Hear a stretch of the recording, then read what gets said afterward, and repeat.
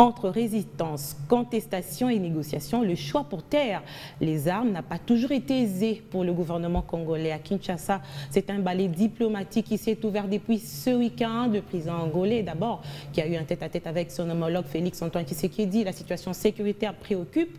L'ancien président kenyan est aussi à Kinshasa en tant que facilitateur dans les pourparlers de Nairobi. La négociation sera-t-elle le dernier recours pour le retour à la paix? En tout cas, les rebelles réclament et rappellent aux clauses de Nairobi en demandant que les discussions reprennent, une option presque soutenue par la communauté internationale. Comment le pays s'en sortira avec ce cycle de négociations? On suit ce dossier. Afin d'éradiquer définitivement l'insécurité, restaurer une paix durable et assurer la stabilité à l'est de la République démocratique du Congo, plusieurs accords ont été signés avec les groupes armés et même avec les pays voisins, sous la garantie de la communauté internationale. Des mécanismes nationaux et internationaux ont été créés. Toutes ces perspectives de règlement définitif du conflit n'ont duré que l'espace de quelques mois. Vite, l'architecture s'est fissurée et l'édifice s'est écroulé. Des bruits des bottes, des déplacements massifs des populations. Le quotidien des populations de l'Est de la République démocratique du Congo depuis près de 3 décennies. Plusieurs négociations ont eu lieu pour tenter de juguler la crise et faire taire la tension. Les groupes armés, y compris l'IL, la RDC, Codeco, le M23, ont tué plus de 2000 civils cette année. Cette violence est inacceptable. Les États-Unis appellent les groupes armés à cesser leurs assauts contre les populations les plus vulnérables de la RDC. Nous appelons également les acteurs étatiques à stopper leur appui à ces groupes, y compris les forces de défense rwandaises et leur aide au M23. L'histoire remonte à Sun City. Le pouvoir en place et belligérants réunis ont abouti à la signature de l'accord global et inclusif avec pour ambition de finir avec les armes comme moyen de revendication et jeter les jalons d'une république civilisée. Mais hélas, moins de 5 ans après ce moment historique, la République démocratique du Congo fait désormais face à une nouvelle rébellion. Le Congrès national pour la défense du peuple, avec à sa tête Laurent Nkunda Batouaré, fait son apparition à Djomba, dans les collines de la province du Nord Kivu. Laurent Nkunda revendique principalement 8 choses. Des négociations directes avec le gouvernement de Kinshasa, la renégociation de tous les contrats signés par le gouvernement congolais avec les entreprises chinoises, la cessation de toute forme de coopération entre les forces gouvernementales et les rebelles rwandais des FDLR, la protection pour toutes les minorités ethniques de la RDC, l'intégration de ces combattants au sein de l'armée, l'intégration au sein de l'administration du gouvernement des policiers et fonctionnaires travaillant en territoire rebelle, la promotion de la bonne gouvernance et enfin une élévation en grade et une fonction pour lui-même dans l'armée.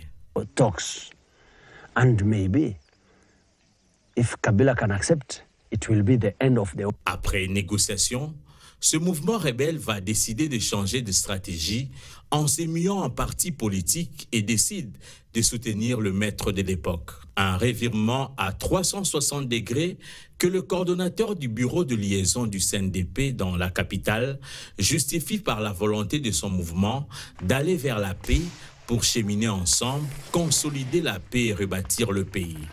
Leurs revendications étaient en partie rencontrées par le pouvoir de Kinshasa, entre autres, la reconnaissance des grades des membres de l'ancienne branche armée du CNDP. Seulement quelques années après, les ex-combattants de l'ex-CNDP réintégrés dans l'armée à la suite d'un accord de paix du 23 mars 2009 vont refaire surface sous une autre dénomination. Le mouvement du 23 mars, le M23. La province du Nord Kivu, dans l'est de la République démocratique du Congo, est depuis la fin du mois de mars de nouveaux témoins des affrontements entre l'armée congolaise et les rebelles du M23. Essentiellement composés par des anciens soldats de l'armée congolaise qui se sont rebellés car ils accusent le gouvernement de marginaliser leur minorité ethnique Tutsi, dont la plupart viennent des communautés rwandophones congolaises du Nord. Il dénonce en outre le non-respect des modalités de l'accord signé par le gouvernement. Tchaboui Tchaboy, Landela Oy, vérifier Oy. Au moins 6 mois pour na pomme wana M23 qui est pomme et tel. Tango teli to ningiskan jete boy. Défait et dissous dans le cadre d'un accord de paix régional signé à Nairobi en décembre 2013. Les rebelles du M23 sont désarmés et déplacés pour la plupart dans des camps en Ouganda. Signé le 12 décembre 2013, l'accord entre le M23 et le gouvernement congolais prévoyait notamment la dissolution du M23 en tant que groupe armé. En contrepartie, Kinshasa devrait s'engager à faciliter la mobilisation, le désarmement et la réinsertion des combattants. Le 28 et 29 mars 2022, avec le soutien de l'armée rwandaise, les rebelles sont sortis de leur bastion d'altitude pour attaquer des positions de l'armée, notamment à Runyoni et Tchanzu, région où 8 soldats de l'ONU sont morts dans le crash de leur hélicoptère le 29 mars. Près de 10 ans plus tard, le M23, réorganisé et requinqué et qualifié de groupe terroriste, s'accapare de la cité frontalière de Bunagana dans la province du Nord Kivu. Pour la République démocratique du Congo, l'ennemi n'est autre que le Rwanda qui octroie armes et hommes au M23. 72 000 personnes se sont enfuies dans leur village en 8 jours pour trouver refuge dans les localités voisines ou en Ouganda, où des milliers d'autres personnes se sont mises à l'abri en mars, selon le Haut-Commissariat aux réfugiés. Le 25 mars 2022, Patrick Mouyaya, porte-parole du gouvernement congolais, déclare que des soupçons se cristallisent sur un soutien qu'aurait reçu le M23 de la part du Rwanda. Au même moment, Christophe Lutundula, ministre des Affaires étrangères congolais, affirme sans hésitation que le Rwanda a attaqué le camp de Rumangabo, une importante base des FARDC à une quarantaine de kilomètres au nord de Goma. Il ajoute que le M23 soutenu par le Rwanda a attaqué les troupes internationales de l'ONU. De son côté, le gouvernement rwandais réfute les accusations congolaises. Alors qu'il serait légitime que le Rwanda réponde aux attaques des FARDC sur son territoire, il n'est pas impliqué dans les combats en cours, affirme la porte-parole du gouvernement rwandais, Yolande Makoko. Pour le Rwanda, il s'agit d'un conflit intra-congolais.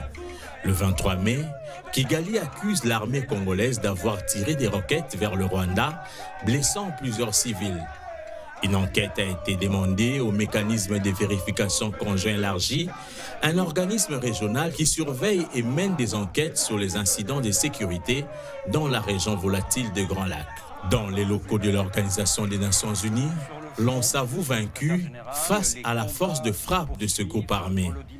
Comme solution, c'est le dialogue que recommande la communauté internationale.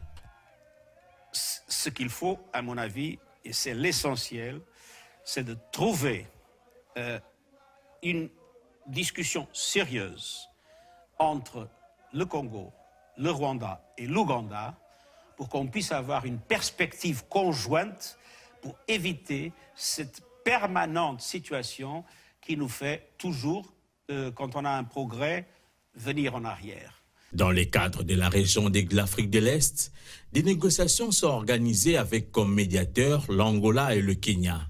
Une remise en question de ce qui était perçu comme intransigeance il y a peu de la République démocratique du Congo. L'offensive lancée par le M23 avec la prise du territoire de Rutshuru va changer la donne côté congolais. En réponse à la forte demande de la jeunesse, j'invite celle-ci à s'organiser en groupe de vigilance en vue d'appuyer et d'accompagner et de soutenir nos forces armées, nos forces de défense dans l'accomplissement de leur noble mission. L'appel à la mobilisation générale est lancé par le président de la République. Un appel commenté de diverses manières par l'opinion. Si pour la République démocratique du Congo, les négociations n'ont pas produit des fruits escomptés, pour la communauté internationale, l'heure est à la reprise, mieux à la relance du bras diplomatique. Pour enfoncer le clou, l'Assemblée nationale va voter une recommandation interdisant au gouvernement de procéder au mixage, brassage et négociation avec des groupes armés dans le but de les intégrer dans l'armée, la police ou l'administration. Une équation à multiples inconnus quand on sait que ce n'est ni plus ni moins ce que d'habitude demandent les rebelles. Les frappes aériennes des FARDC sur des positions du M23 et ses alliés vont-elles changer le cours de l'histoire? Dans l'opinion, il faut aller jusqu'au bout. C'est encore un autre message très fort que nous lançons à l'endroit de tous les groupes armés sans distinction aucune. Nous leur disons que l'état de siège ne laissera aucun groupe armé actif dans notre zone de responsabilité. Dans les hauteurs du mont Ngaliema, la volonté y est, mais une hésitation à aller jusqu'au bout est constatée par la population. Au-delà de la volonté et de la passion, il y a de la décision politique à prendre avec tous ses effets. L'heure est au meilleur choix pour la survie de la nation.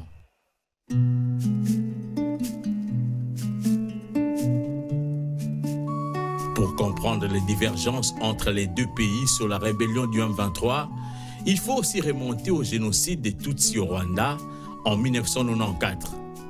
Cette tragédie est à l'origine d'un exode massif des Hutus rwandais accusés d'avoir massacré les Tutsis en République démocratique du Congo.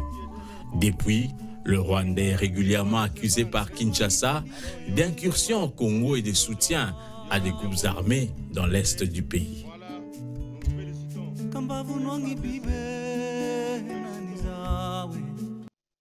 Toute une chronologie des faits sur l'histoire de cette agression dans la partie est de la République démocratique du Congo. Maître Jacquemain Chabani, finalement, c'est le même scénario qui se redessine, le dialogue. Est-ce que cette fois-ci, la République démocratique du Congo va succomber aux sirènes d'appel du M23? Non. Non, je crois que le chef de l'État, le président de la République, Félix Tshisekedi, a été suffisamment clair sur cette question. Son gouvernement aussi l'a soutenu. Notre Parlement, nos représentants du peuple l'ont aussi fortement exprimé. Je crois que c'est une expérience que nous avons vécue à plusieurs reprises, qui permet effectivement à l'ennemi de la République démocratique du Congo, le Rwanda, de nous infiltrer, d'infiltrer nos forces armées, d'infiltrer nos différents services. Mais quels sont les moyens de résistance que nous avons face à une sorte de pression? La communauté internationale a aussi envisagé cette option de dialogue. On voit que la voie diplomatique est finalement réouverte. Les présidents de certains pays sont en République démocratique du Congo. Est-ce que ce n'est pas aussi pour dire à Félix Antoine Tshisekedi de se mettre autour d'une table, vu le temps qui se rapproche par rapport aux négociations qui doivent se réouvrir à Nairobi? Cette diplomatie est importante, elle a tout son pesant d'or. Il est important que la République démocratique du Congo, qui est un pays à une importance énorme, non seulement dans la sous-région, mais aussi dans le continent, et ces couloirs ou ces opportunités d'échange avec les différents autres pays qui sont concernés par ce conflit, pour que nous leur donnons notre son de cloche, pour que nous leur donnons, nous partageons avec eux notre opinion. Nous sommes une nation indépendante. Ils viennent peut-être avec cette initiative, le dialogue, nous sommes tous pour, cette initiative de négociation avec un groupe terroriste, parce qu'ils ont un autre son de cloche. Donc il est important, et je crois que le président Félix Tshisekedi... Ils ont toujours été plusieurs fois sur les mêmes tables pour justement parler de cette question. Oui, mais cette fois-ci, on vient avec une nouvelle approche. Le président Félix Tshisekedi a l'avantage d'avoir démontré au monde entier, à la communauté internationale, à l'Union africaine, à tous les 9 pays voisins de la RDC, sa bonne volonté de vivre en paix avec tout le monde.